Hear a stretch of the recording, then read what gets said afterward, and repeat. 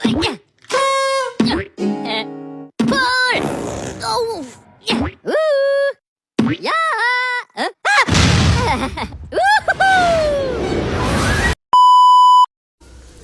Halo teman-teman semua, perkenalkan nama saya Elsa Fitriana.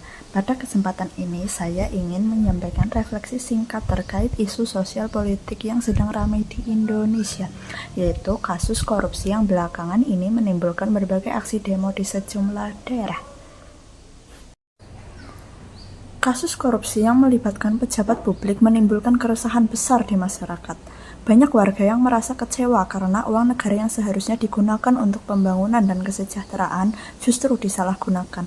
Tidak heran jika kemudian muncul aksi demo sebagai bentuk protes rakyat terhadap ketidakadilan tersebut. Korupsi bukanlah hal baru di negeri ini. Persepsi korupsi di Indonesia masih berada di angka yang cukup memprihatinkan. Hal ini menunjukkan bahwa praktik korupsi masih menjadi penyakit serius dalam sistem pemerintahan kita. Dampaknya nyata, misalnya pembangunan infrastruktur yang terhambat, layanan publik yang kurang maksimal, dan kesenjangan sosial yang semakin. Jika kita hubungkan dengan Pancasila, jelas bahwa korupsi adalah bentuk pelanggaran sila kelima, yaitu keadilan sosial bagi seluruh rakyat Indonesia. Uang negara yang dikorupsi seharusnya dipakai untuk kepentingan rakyat, bukan memperkaya segelintir orang. Selain itu, tindakan korupsi juga melanggar sila kedua, yaitu kemanusiaan yang adil dan beradab, karena koruptor mengabaikan hak rakyat kecil yang paling terdampak.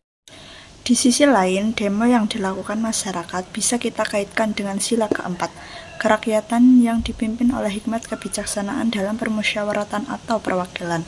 Melalui demo, rakyat menyampaikan aspirasi agar wakil rakyat dan pemerintah benar-benar mendengar suara mereka. Namun, penting juga agar demo dilakukan secara damai, sesuai dengan semangat musyawarah dalam Pancasila. Demo yang damai mencerminkan kedewasaan berdemokrasi, sementara tindakan anarkis justru bisa merusak tujuan awal dari perjuangan itu sendiri.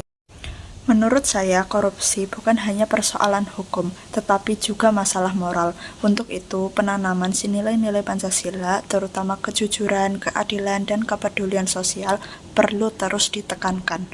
Kita sebagai generasi muda bisa ikut berperan dengan menolak praktik kecurangan sekecil apapun, serta berani menyuarakan kebenaran ketika melihat ketidakadilan. Selain itu, aksi demo yang banyak dilakukan oleh mahasiswa maupun masyarakat umum bisa menjadi cermin bahwa kepedulian terhadap bangsa ini masih hidup. Generasi muda tidak hanya duduk diam, tetapi juga turun ke jalan untuk menyuarakan perubahan. Ini merupakan wujud nyata sila ketiga, yaitu persatuan Indonesia, karena demo yang sehat menunjukkan kepedulian bersama demi kebaikan bangsa, bukan hanya untuk kepentingan pribadi atau kelompok. Saya percaya bahwa perubahan besar selalu dimulai dari hal-hal kecil. Ketika kita berani menolak korupsi di lingkungan sekitar, berani berlaku jujur dalam kehidupan sehari-hari, dan ikut mengawasi jalannya pemerintahan, itu sudah menjadi kontribusi nyata dalam membangun bangsa yang lebih adil dan beradab. Melalui Pancasila, kita diajarkan untuk menjunjung tinggi keadilan, kemanusiaan, dan persatuan.